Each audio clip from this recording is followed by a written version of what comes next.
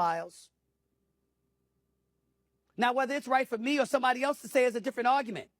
But in the age that we're living in, with Title IX in existence, with us being protective of fairness and equal rights and equal opportunity to women, to then piggyback off of that and follow up on that years later by allowing transgender athletes transitioning from male to female to compete against women, doesn't appear to be fair.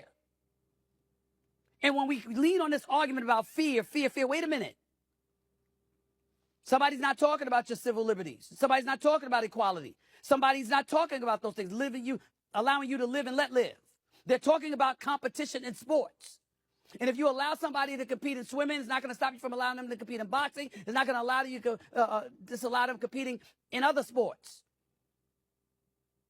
I remember years ago when Ronda Rousey joked about how when she was undefeated, before Amanda Nunes put it on her, no disrespect to Ronda Rousey, but she was talking about how she could beat Floyd Money Mayweather. Now, come on now. We now know what would have happened to her. We knew it before, but we certainly knew after what we saw Amanda Nunes do to her. And Holly Holmes, by the way, before that. We saw that.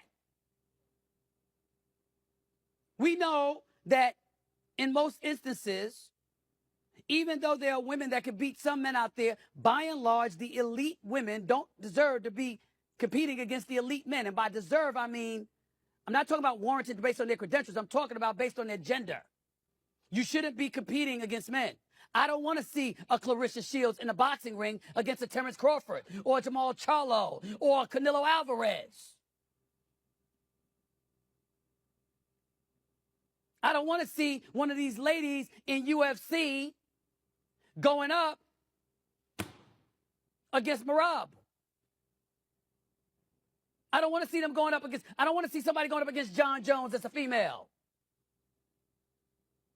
So when we're talking about it from that premise, it's one thing for ladies to look at somebody like me or somebody say, who are you? It's another thing entirely for ladies to be looking at ladies, acting like ladies don't have a right to feel like there's a disadvantage for them if they're going up against a male transitioning to female. We can't have it all, ladies and gentlemen. We can't handle that. We can't have it all.